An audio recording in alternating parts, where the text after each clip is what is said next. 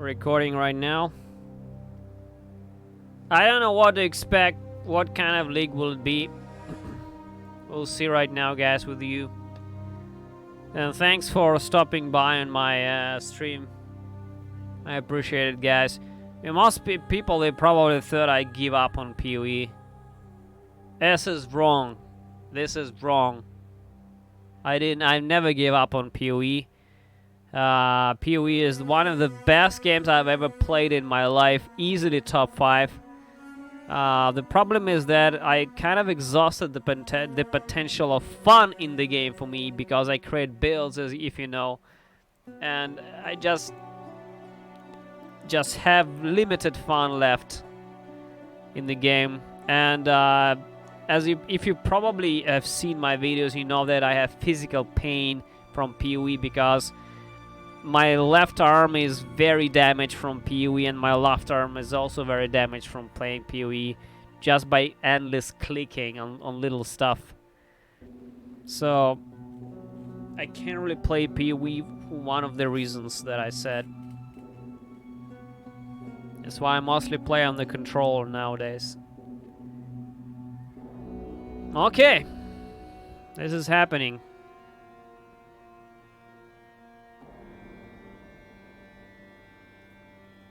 See.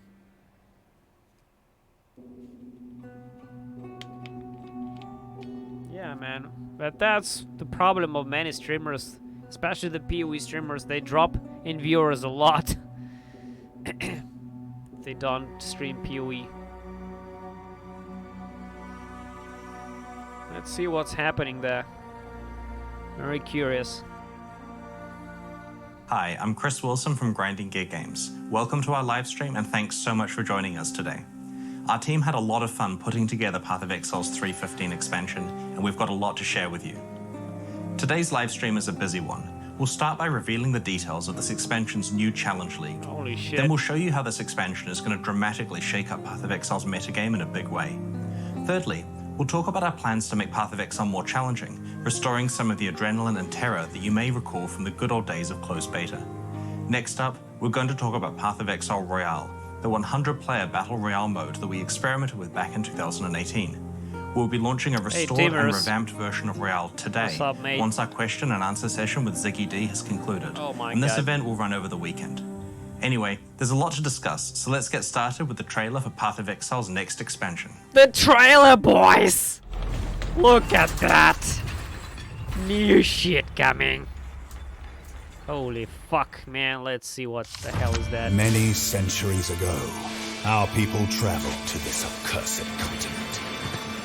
We return to reclaim our lost relics. But Rayclast grips its secrets tightly. We must wrench them from its grasp.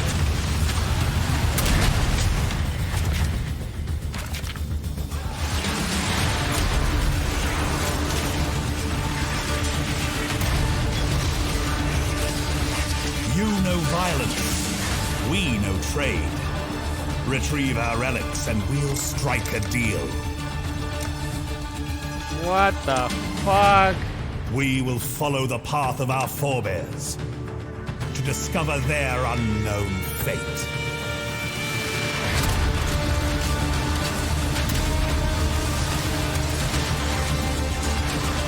Woo!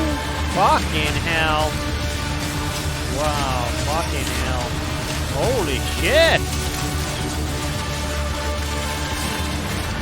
They wait, shrouded in darkness, for one who may finally challenge them. Wealth and power will be yours, should you survive our expedition. Oh shit! Expedition! Ho ho ho! Wow, that actually looked really cool. Holy shit!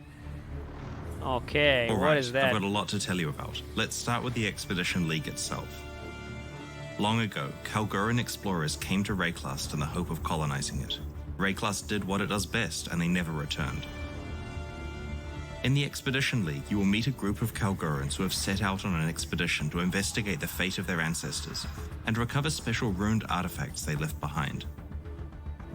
The ancient Kalgurans underestimated the dangers of Rayclust, and this new expedition is no exception.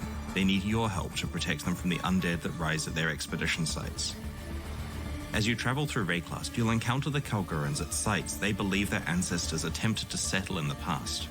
By the time you get there, they will have marked the site with signs indicating where chests are buried, holes indicating where their ancestors lie, and will have possibly unearthed some remnants of past Kalguran settlement.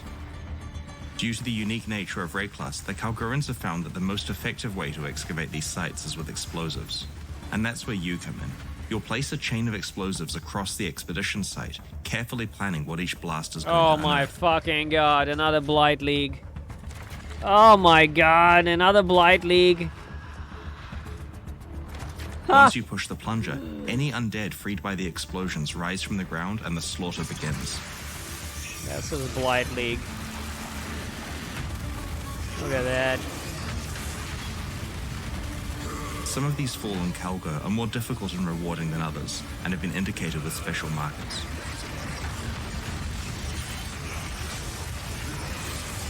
This is pretty much Blight League, but probably shorter.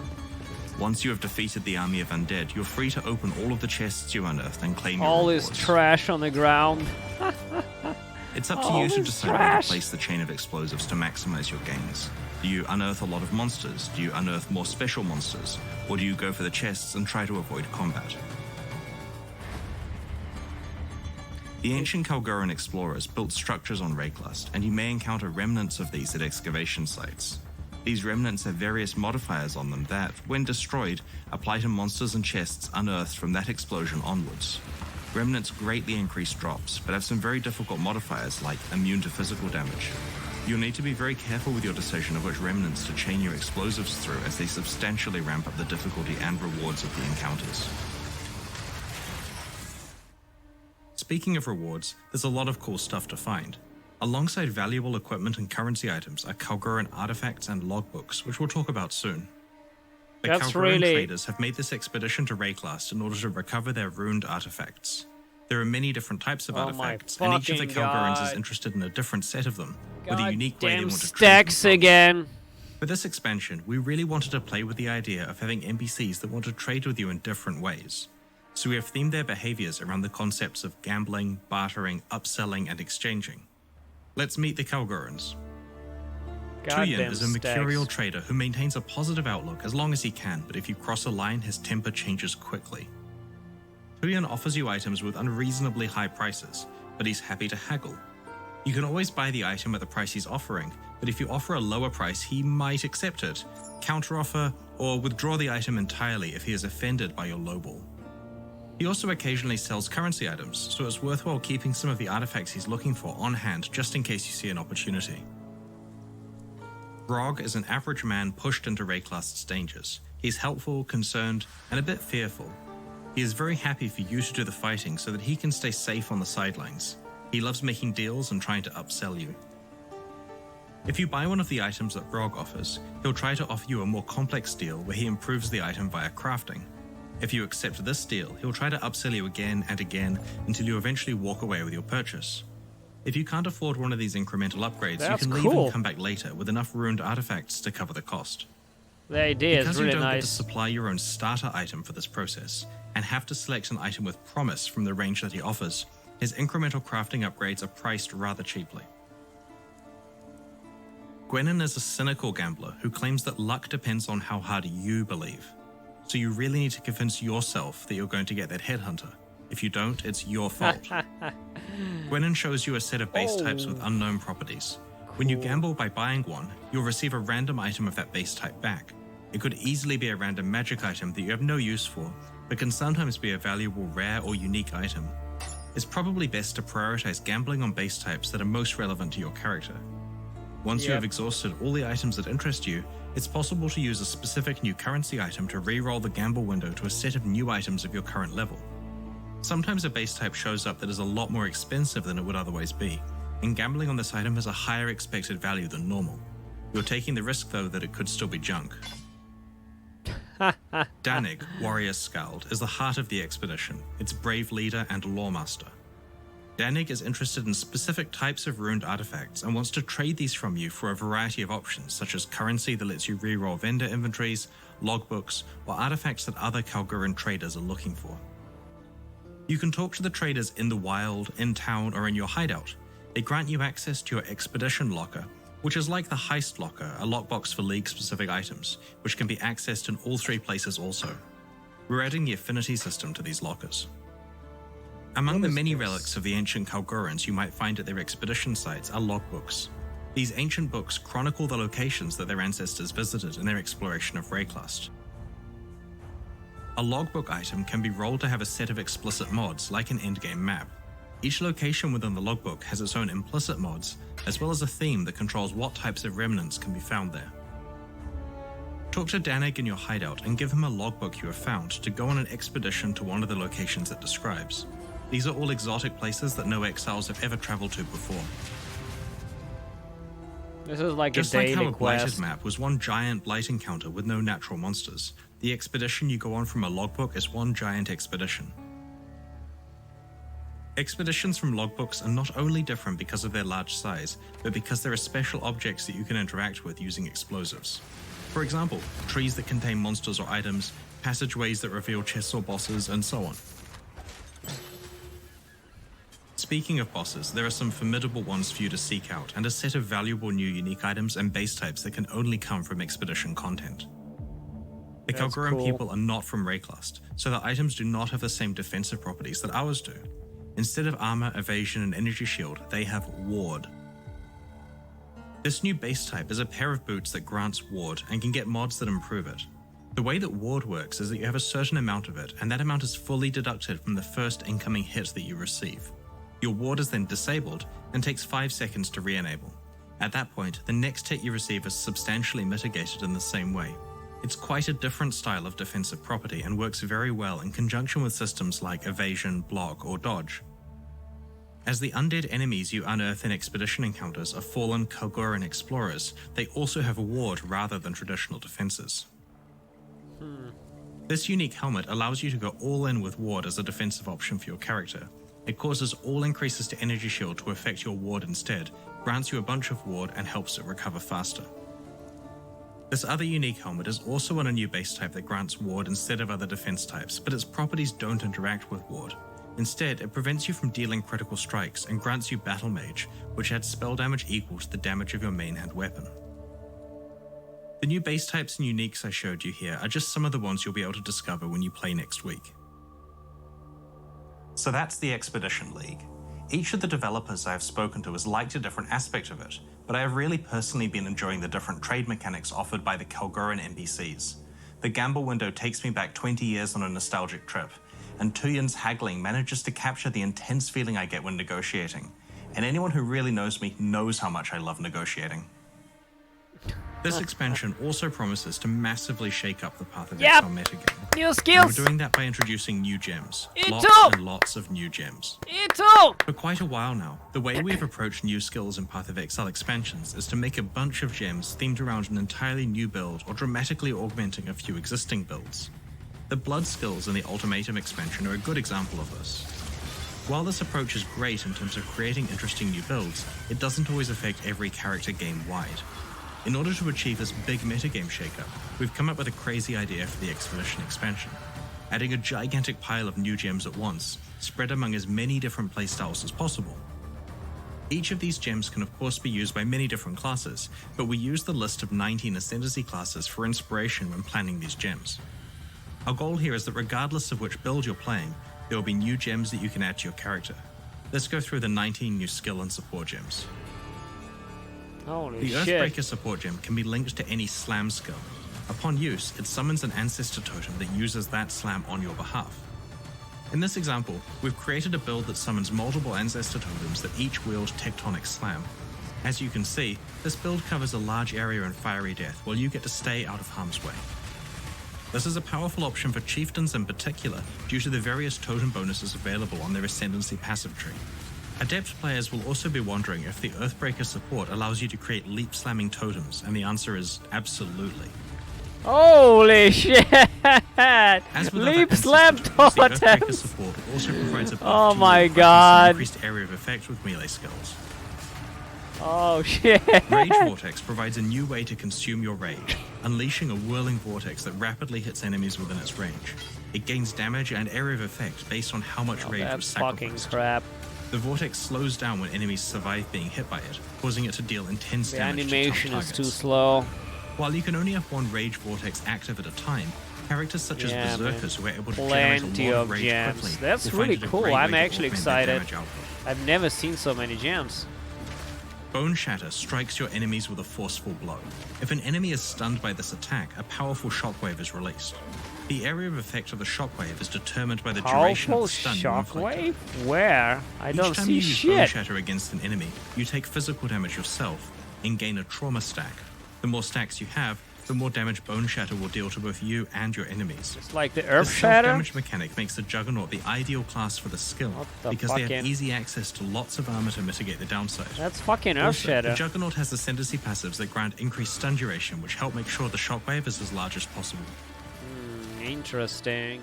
Defiance Banner is a new purely defensive banner skill. While you carry the Defiance Banner, it increases the armor and evasion of nearby allies while reducing the critical strike chance of nearby Fucking enemies. trash. It also gains stages while carried near enemies and can be placed on the Who ground the to fuck enhance its cares effects. about banners, When man? the Defiance Banner is placed, it inflicts a taunt on enemies for a duration based on the number of stages the banner had accumulated while it was carried. Who the fuck Enemies affected by cares? this taunt also deal less damage to all targets. Well, The next new skill is Shield Crush, which swipes your shield towards enemies and sends out forceful waves of damage based on the stats of your shield. These waves can shotgun enemies with up to 2 hits at once, so while Shield Crush is great against groups, it's also effective against single targets and can be used alongside Shield Charge and Spectral Shield Throw. We've improved both of these skills so that the overall aggressive shield build is more powerful. very interesting. This is cool. The new Behead support gem can only support strike skills and is basically like a mini headhunter. When a supported strike kills a rare enemy, you'll steal one of its modifiers. Obviously, this gem can't be as crazy as the full headhunter experience, so it comes with some restrictions. Stolen modifiers can persist for 20 seconds, and slaying another rare enemy will replace the modifier you have active. Ah, The Behead support gem also grants you more damage against enemies on low life. In conjunction with the Slayer's Bane of Legends Ascendancy passive, this bonus really embraces the execution theme of the Behead support. Storm Rain is a new bow skill that fires arrows that stick into the ground. These arrows periodically pulse with lightning damage that arcs to nearby arrows. This skill works very well with multiple projectiles because you can quickly set up a well, large that's patch of fucking lightning trash. Existing That's ballista trash. skills in Path of Exile pick their own targets, like sentry guns do. They'll start shooting immediately and will generally target the closest enemies. While this behavior is usually great, sometimes you want fine control over what your ballistas will fire at. What? The focused ballista support gem causes your ballistas to pick the same targets as you, and they will only fire when you fire your own ranged weapon. Who It cares? also makes the ballistas fire a lot faster than they otherwise would. This support gem allows you to effectively focus fire on specific enemies such as bosses. What's the difference between the siege? Explosive Concoction is quite a novel skill. It introduces several new concepts that haven't been explored with skills before. Here you can see the Pathfinder throwing an explosive projectile at monsters. Firstly, you may notice that the Pathfinder isn't holding any weapons. This is because Explosive Concoction is the very first ranged skill that can and must be used unarmed. It's also the first skill that directly interacts with the benefits provided by your It flasks. has no fucking When you AoE. throw What your is explosive that? concoction onto a targeted area, it deals Oh. fire damage and uses available Needs charges from your ruby, projectiles. sapphire, and topaz flasks to grant bonuses based on what flask charges were used. The The skill fuck? still works even if you don't have the appropriate flasks or charges to consume, but correctly managing your flask setup can greatly enhance the power of this skill. What we really love about this gem is that it brings to life the idea of throwing your flasks at enemies and having them explode. Ah, In conjunction with the this is flask-focused probably the benefits most provided by unique the shit I've Pathfinder's seen. Ascendancy passive skills, we're really excited to see what new playstyles are enabled by Pathfinder this gem. throwing flasks? This is the Ambush skill. It teleports you up to an enemy, blinds them, and exerts your next one-handed melee attack. This exerted attack has a high critical strike chance and multiplier. In addition to this helping your assassinations, you can also use Ambush to quickly re-engage targets after dashing away. That's trash. Voltaxic Burst grants a buff that counts down to 0, triggering a burst of lightning damage around you with a portion of that damage converted to chaos damage. Enemies slain by your Voltaxic Burst will also explode, dealing chaos damage around them based on their maximum life. You can stack up many Voltaxic Bursts on yourself at the same time. Consider using duration modifiers to modify the timing of the explosion so that you can cast the skill from safety and then move into a strategic position before it explodes. When you use Blade Trap, you throw out a mechanical device with 2 copies of your weapon attached. These blades spin rapidly in a circle a set number of times, dealing damage to anything they pass through. When dual wielding, the trap rotates faster but deals damage based on both weapons. Because it's a trap, Blade Trap behaves a little differently to other attack skills by operating independently of your attack speed. This means you'll have some interesting itemization choices to make and focusing more on damage modifiers rather than the typical focus of maximizing attack speed. Summon Reaper creates a single powerful minion that uses fast melee physical attacks which cause bleeding. Holy shit! While the Reaper is active, you can use the skill again to direct the Reaper to a specific location, dealing a powerful attack along its path. The Reaper wants to be your only minion. It reduces the life and damage of your other minions, and will consume them to heal itself and gain damage and speed buffs. How much damage this shit does. When designing this new skill for the Necromancer, we wanted to explore the idea of having a single ultimate minion. It must be While crazy. there were ways to somewhat achieve this before, the Reaper is quite different in its abilities and interactions with other minions. It also feels much more active and directly under your control. One quick note though, the Reaper will absolutely eat your animated Guardian if you're not careful. Forbidden Rite is a powerful new spell that fires an exploding chaos projectile at a targeted area. It also targets a selection of enemies in an area around the player's location and fires projectiles at them too. But be careful, Forbidden Rite also inflicts damage on you when cast. If you can find a clever way to mitigate this harmful downside, you'll have devastating and widespread damage at your fingertips. Well, this is really incredible. This is like Essence Drain, but faster. The Eye of Winter is a large projectile that fires out a barrage of cold projectiles in a spiral formation as it travels. When it reaches its maximum distance or collides with the terrain, it explodes, firing out even more projectiles. Come on, Chris. This is Frozen Orb, buddy. And we felt that this new collection of skills was the perfect place to showcase. This is Frozen Orb, mate. We know you like Diablo 2, but not that much. This Battle Mage's Cry skill, which taunts nearby enemies and exerts your subsequent attacks, causing them to trigger a linked spell on your next melee hit. Here you can see the player taunting enemies with Battle Mage's Cry and using Consecrated Path to teleport to enemies. The slam is exerted, triggering Firestorm to rain down on those enemies. In order to assist with scaling both attack and spell damage, the buff this Warcry provides lets your spell damage apply to your attacks. This property is usually only available on wands and certain unique items. Well, interesting. Mana Bond is a somewhat unusual gem in that its source of power relies on your current mana.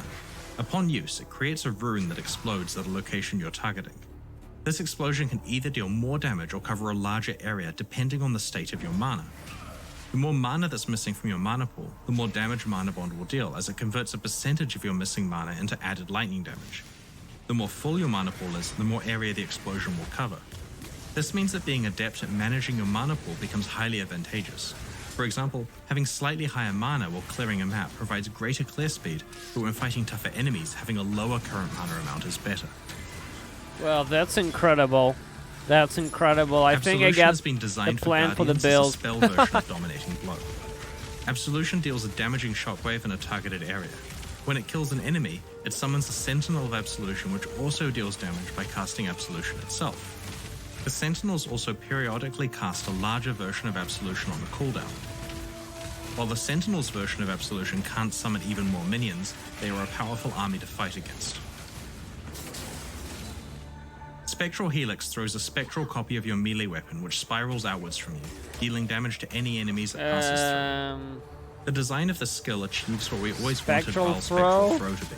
We thought it was a really fun idea for a skill, but because of the limitations caused by the soul gathering requirements of Vaal skills, it wasn't possible to use Vaal Spectral Throw as a primary skill. Now that Spectral Helix can live up to this purpose, we've reworked Vaal Spectral Throw, they have the same shit over there. Closer to release. One of the other issues that Vaal Spectral Throw had was that it didn't work very well in indoors areas. However, Spectral Helix improves upon this, as the projectiles that spiral outwards can also bounce off of walls and proceed to hit enemies, rather than simply disappearing upon collision. I mean, it's really looks really fun. Okay. Over the last few Balance. years, Path of Exile has really suffered from player power creep. As a consequence of trying to make compelling content, each expansion we release either gives players more axes on which to improve their character, more effective skills to use, or ways to craft better and more powerful items. Measuring from closed beta to now, this Expedition expansion is our 30th Path of Exile release. The amount of power creep varies per release, of course, with systems like Ascendancy classes providing, like 20, 30, 40% power creep at once? Like with Compound Interest, it would only take 8% more player power per expansion from new items, crafting, character systems, item acquisition opportunities, and new skills for player power to grow tenfold since the game has been out. And tenfold is roughly what we measure the increase in player power to be. We may nerf the most out-of-hand cases every launch, but we're only reducing them back down to close to the new baseline. The average Path of Exile character gets more and more powerful. While we do occasionally add new endgame challenges that are appropriate for the current power level of top characters, the rest of the game just becomes relatively easier and easier. Some games handle this by just endlessly and exponentially scaling monster life and damage to counteract player power growth. Eventually, the numbers get too large and you need to crunch them all down again. This is a really cheap approach and makes the game feel like a treadmill where the developers are just turning a knob as they hand you new power, keeping you in the same place forever. We don't want to treat Path of Exile like that, and hence our solutions are more complicated. At the same time, one of the issues is that players will always pick the most powerful way of interacting with any game system, even when that's not actually fun to play. This leads to behaviors like Flask Piano, or the way that everyone just picks support gems that basically add pure damage. As game designers, it is our responsibility to make sure that the most powerful behaviors are also the most fun to engage with. With that in mind, the balance changes that we are making in Expedition are far-reaching and are going to affect almost all characters. Our goal is not to just nerf specific builds, but to improve the game, its challenge, and to make sure that people want to pick fun build choices. Anyone who played Path of Exile during its closed beta 9 years ago can attest to how challenging the campaign was to play through. Early monsters were dangerous and terrifying, able to kill a character in a few seconds of inattention. Players feared going into the ship graveyard cave because of the flicker strike ghosts. They were careful around rowers because a couple of unlucky charges could outright kill them. Trying to kill a Goatman Shaman while he had Molten Shell up was a pretty terrible idea. Nowadays, however, the game is a lot easier. We added level 2 and 4 support gems without increasing the difficulty of the game to compensate at all. Modern League mechanics shower the player in rare items from early levels, and we didn't make the game any harder in response. In fact, it's very interesting to compare the difficulty of League content with that of the base game. For a few years now, we've been shipping difficult leagues where monster life and damage values are a lot higher than the regular monsters that players fight between those League encounters. Players enjoy League content because it's challenging. They also told us they really enjoyed the Path of Exile 2 demo at ExileCon, and it was tuned to be almost punitive in terms of difficulty. One thing we learned from building that demo was that it's okay for some monsters to be able to run 20 to 40% faster than the player. In Path of Exile 1's first act, there isn't a single monster that moves faster than the player's default movement speed. We are rebalancing the campaign to be challenging. So far, we have focused mostly on Act 1, but with each coming expansion, we'll be extending this further. Our plan is that within a year or so, we'll have reviewed or touched every single monster in the game. While this additional challenge probably won't stop our most skilled players easily dominating the campaign or running through it to get to maps quickly, it will mean that players who engage with the content will find a consistent difficulty level between League content and regular content. So basically it's the worth chads noting will that the still behavioral and balance fucking changes to monsters lie will for definitely shit, affect their map and the versions. noobs will get fucked in the ass. For quite some time, Path of Exile players and developers have been keen for a big rework to its Flask system. In the endgame, Flasks grant really powerful buffs for a number of seconds after use. Flasks. And these buffs allow the player to kill monsters quickly, filling the flasks up so they can be used as soon as they run out. With 5 such flasks equipped, the correct behavior was to spam the 1 to 5 keys repeatedly to keep all the flasks constantly up without any downsides. Shit, I'm excited. This Flask Piano playstyle was popular enough that players were improvising devices to hit all of those keys at once. Spamming the same set of keys repeatedly to get a powerful set of buffs that rival the power you get from your entire set of equipped items is not a fun game mechanic. It's unbalanced and certainly isn't nice on your wrist. Okay. It prevents us from balancing the game well for players who aren't smashing their Come on, Chris. and seriously What are you restricts the doing design with space that? we can use on flasks. What are you fixing, In man? addition, certain unique flasks completely outclass other ones in terms You're of raw nerfing damage. flasks, right? was pretty clear to us that Path of Exile Yes! would be a lot better if we did some serious work on flasks. Okay, to make sure you're that their nerfing the incentives were fucking aligned shit, with fun yes? rather than with spamming blindly. Yep. Most utility flasks and unique flasks have been rebalanced. Expect a lot less permanent power from flasks. Flasks that provide raw defense or raw power are the ones with the biggest nerfs. Some flasks have been selectively buffed a bit if they were underpowered or less popular. In the Expedition expansion, there are now 3 ways that you can use flasks. You can either continue to use the rebalanced ones the traditional way, or you can apply one of the 2 new types of currency items to your flasks. The Instilling Orb and Enkindling Orb drop as part of the regular drop pool from regular monsters and chests. The Instilling Orb will cause a flask to be used automatically upon a specific condition being met. For example, when its charges become full or when you become affected by Ignite. This means that in the cases where you would previously want to time a specific flask usage, you can now rely on it happening automatically, with the only trade-off being that it may consume charges that you otherwise wouldn't intend it to. There are a variety of different conditions, and a random one is enchanted onto your flask, overwriting the others each time you use an automation. The Enkindling Orb prevents utility flasks from gaining charges while active, but provides a big boost to their effect, duration, or various ways they interact with their charges. There are various different types of boosts, so you can use more orbs to reroll for the one that you want. When a flask removes a curse, it no longer applies a period of immunity to curses. Flasks that remove ailments now only provide a period of immunity to that ailment if they actually removed it. So if you get ignited, use a dowsing flask to remove the ignite and to gain immunity for a while. You can't spam the flask before you're ignited to be permanently immune. Holy shit, if you want that's permanent mitigation of ailments, giga there are huge other for the options that are hardcore built. cocks. Note that we have rebalanced ailment mitigation in general, so there aren't a few options that completely outclass the rest. Yep. Monster density in teamers. Path of Exile gets a lot higher as you play through the game. When we initially balanced flask charge generation a decade ago, we did not anticipate the levels of monster density we would reach by 2021. Monsters in Acts 6 through 10 now generate fewer flask charges, and monsters in maps generate even fewer still. So now there's a lot more strategy involved with flask use. Flasks don't gain as many charges, What about so are a little harder bosses? to constantly spam, and aren't designed to provide such a powerful slew of permanent buffs. But you can control which provide larger than normal effects, and which are triggered automatically as part of your build. We have reworked existing flasks such as Basalt and Aquamarine flasks, and have introduced new Corundum and Gold flasks. Stun flask. For a while Who the now, fuck we've been cares? concerned with a power gap between support gems. There are gems that grant huge multiplicative damage bonuses, and there are gems that do a bunch of stuff you don't really care about. When you're building a character, by far the correct choice is just to stack on all the multiplicative damage bonuses and ignore all the interesting utility support gems because their opportunity cost is just too high. We are reducing the damage bonuses on the support gems that are clearly just about huge damage boosts, and trying to give them impactful and appropriate downsides. For example, the Controlled Destruction support gem now penalizes critical strikes multiplicatively. Holy Overall, shit. this works out to a total of somewhere around 20%, potentially as high as 40% damage reduction for a character using a fully 6-link skill with entirely damaged support gems. There's much less impact for characters that use utility support gems or those who didn't have a 6-link setup. This achieves 2 goals for us. Firstly, the gap between good and bad support gems has been narrowed, creating more interesting build opportunities.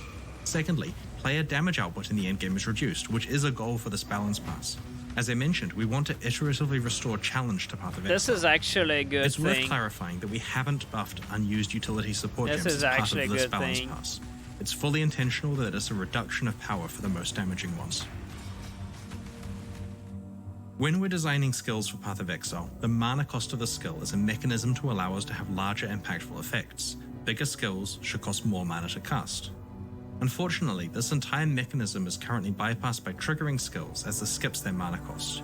This basically means that we can't design really powerful spells. In 3.15, triggering skills through support gems will require paying their mana cost. In fact, sometimes it now costs more than casting the gem by hand. Thankfully though, this isn't very hard with well-constructed characters. Okay. Certain support gems that were originally disabled from supporting triggered skills, like Arcane Surge, can now be used to support them. Builds that use triggered skills are some of the most interesting characters in Path of Exile, and they are often the best representation of the craziness that our character customization system allows. We're confident that they are Kividity just is as dead. powerful as before, but we now have more Absolutely interesting dead. design space to explore with future I skills. mean, 6 link triggered is dead now, for sure. Now let's talk about movement skills.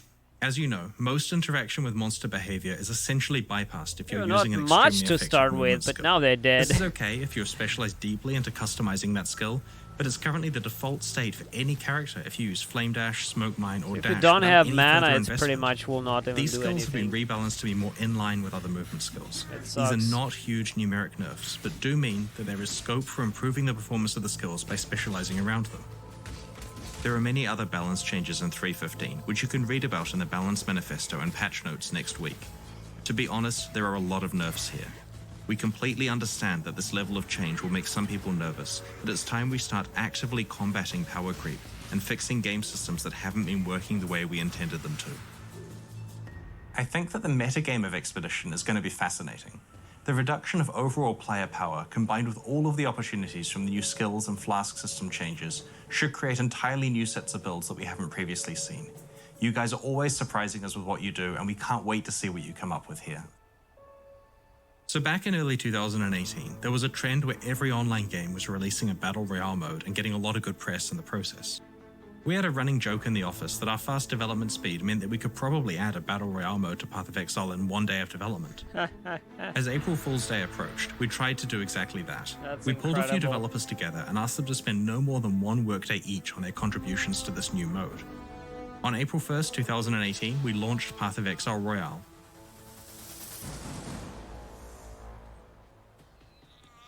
Goldran! Yeah, buddy! It was a quick and dirty job, so we only left the game mode turned on for a couple of days. It went pretty well considering it had no custom balance whatsoever. Oh my god, I'm getting destroyed! After April 1st, we turned the mode off and forgot all about it. But the community did not forget. In fact, they've been quite keen to remember it constantly and to urge us to bring it back. But that wouldn't be easy, as to actually make it a decent experience would require a lot of custom balance, playtesting, and feature implementation work. A few months ago, we decided to do exactly that. Path Holy of shit. Exile Royale will return today. In fact, immediately after the QA section of this livestream. We're going to run it for the weekend as a test, and then turn it on every weekend for a while, starting the week after Expedition's launch. We'll patch it between weekends with balance tweaks, and if it's popular over the long term, new features. We have no idea what the long-term viability of this game Holy is going to be fuck, like, so I'll we'll play run it for this that, league boys. and then assess where things stand. Our initial I'll version of fucking Royale from play that. 2018 used Path of Exile's default passive skill tree, which didn't have interesting options for characters that rarely got to level 10. It also used all of our skill gems and unique items as is, where many of the interesting ones were way too high level for these super low level characters to ever find. We've made a completely new Royale-specific passive skill tree that has everything you need to quickly adapt your character for high-speed PvP combat. It features approximately 90 new custom notable passives, a special new left-aligned window so you can fuck. stay aware of your They did a surroundings new while small allocating skills, fucking skill and you tree gain for 2 that. passive skill points per level. That's You're incredible. also able to allocate passive skills from any of the I'm tree's really starting impressed, locations, honestly, regardless I'm of which really character impressed. class you picked. Really impressed. This is so fucking cool. It's like a game inside We the have created game. low-level versions of around 50 iconic skill gems, 20 support gems, and over 70 unique items. These Royalified items are appropriate for low-level play and include quite a few things that are usually only available at substantially higher character levels in the core game. The whole island has been improved. We've made the terrain more varied and interesting so that the fights feel different depending on where they take place. You'll encounter flask troves, which provide charges for your flasks. These troves periodically replenish themselves, so expect a lot of combat to occur around them. There are many other small improvements you'll notice when you play Royale, such as an improved spectator mode, improved leaderboard, and ability to pillage items from players through a special interface rather than having them clutter the ground. Wow. You don't need to fuck delete me. and remake your character for each game, as you could just reuse your old one, which is automatically reset to Man, level that's 1. really fun, man. Your prize for coming first on a Royale event is this new Roa Dinner hideout decoration. It's a bit like a Challenge League totem as it grows more impressive as you win more events. Royale is available to play today, as soon as our Q&A session concludes in about 45 minutes. So patch your Path of Exile client, and when we're done with the Q&A, log in and click to join the Royale event on the bottom right of the screen. For more detailed information on how the mode works, check out the news post we just made on pathofexile.com. We'll be running the event from today over the weekend. If you don't get a chance to play Royale over the next few days, we'll run it again every weekend other than Expedition's launch weekend for the next few months. Please check it out and let us know your feedback. Holy shit, that's fun. Keep an eye on our news over the next week as we reveal the finer details of what's coming in Expedition, including the full patch notes on Tuesday, US time. We'll move on to the Q&A shortly to answer your burning questions, but first, let's have a look at the new supporter packs that are available right now to celebrate the launch of Expedition